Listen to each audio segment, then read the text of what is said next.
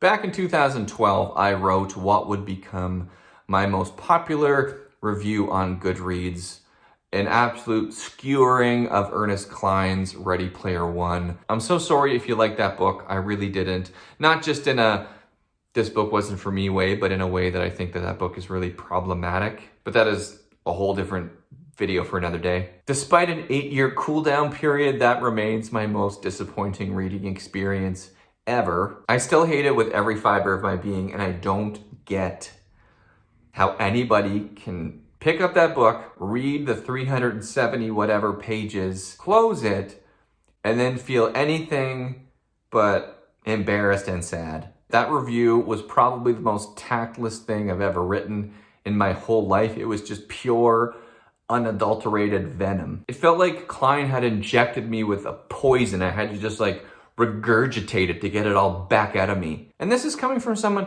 who's like a huge nerd. It's not that I didn't connect with the material in Ready Player One. It's that it bothered me so much because of how much I do connect with all that material. It was the most popular thing I think I've ever put on Goodreads, but at the same time, I've always been conflicted by that review. I always wonder, is there any virtue of a purely negative review from something? And the older that I get, the more that I think, no, there's just not. For a couple of years now, there's been this lingering itch inside me that I can't quite shake. And I never knew what that thing was until I read Bob Proehl's wonderful and wonderfully nerdy book, 100,000 Worlds. Because then it hit me.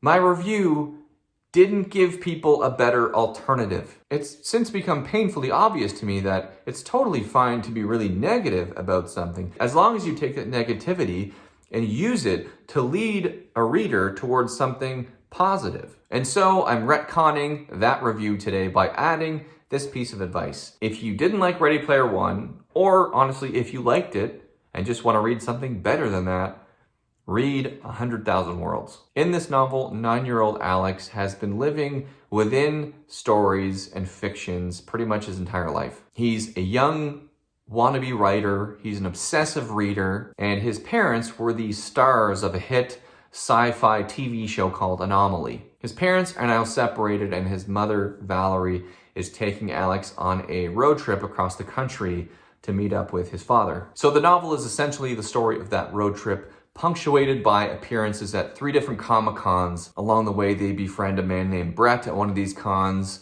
who takes a bit of a shine to Alex. We have a host of women cosplayers who are actually paid by convention showrunners to parade around at these shows, and whose sole purpose in the narrative is to kind of provide an outside commentary on the industry. And then we have Gail, a blogger/writer who rails against a lot of the problems within the comics industry. It's how you motivate a male character, says Gail, feeling like a mother explaining some of the less pleasant parts of sex to her daughter. You kill off the woman he loves, then he swears revenge. Maybe her death keeps coming up in a flashback, a kind of emotional touchstone moment. But after 10, 12 issues, he meets somebody new and moves on. For the most part, the book centers on characters who don't quite understand the maelstrom that they're in the middle of. Take Valerie, for instance. She doesn't quite understand the devotion of her fan base, but she appreciates it because it's genuine. It's something she likes quite a bit about this little world, the capability of those within it to get deeply and sincerely excited about things. She wonders how they fare in the real world, where excitement is poorly valued, and she tries to think of things she's been excited about. There are so few. But as much as the book is about comics and the convention circuit and everything that goes on around it, ultimately 100,000 Worlds is about stories. Both the ones we read and the ones we tell ourselves. Because people like me, people like you, I'm assuming, we grew up around fiction. We live our lives around fiction. And at times it can warp our reality and maybe even offer false expectations. Everything is supposed to work out in a certain way. That life too comes with earned climaxes and happy endings and payoffs for people who do the right thing, and consequences for people who do the wrong thing. And it's through the writing of his own stories that 9-year-old Alex starts to realize that life just doesn't work like this. Valerie, meanwhile, has the quality that I think every good mother has, this reverence for the beautiful, weird, mind-blowing process that is raising a child, where you discover that everything you did before just pales in comparison to guiding this little person into something better than you. 100,000 Worlds is every bit as nerdy and steeped in stories as Ready Player One. It is just so much more subversive about it. Proehl is a far superior writer, and he has a sweetness and a sentimentality to him that feels genuine and doesn't feel shoehorned like it did with Ready Player One. He obviously loves these subcultures, which he describes as the immune system of the human soul. Superheroes, space rangers, time cowboys, they are the T cells of the spirit. They were always here to save us. We made them to save us.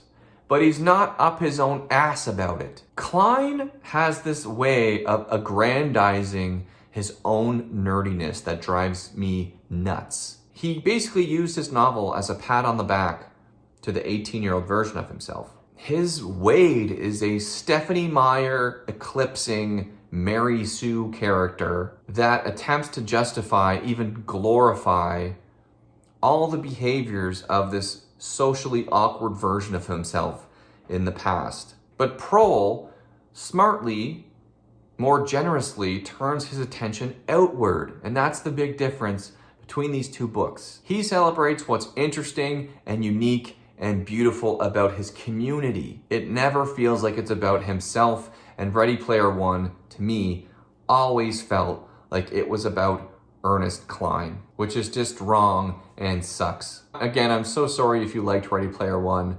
I'm not trying to take that away from you, or am I? No, it's fine. People can like what they like. I just think that there are some things that do what Cline is trying to do, but better. And 100,000 Worlds is a great example of that. Thank you so much for your time. My name is Rick McDonnell.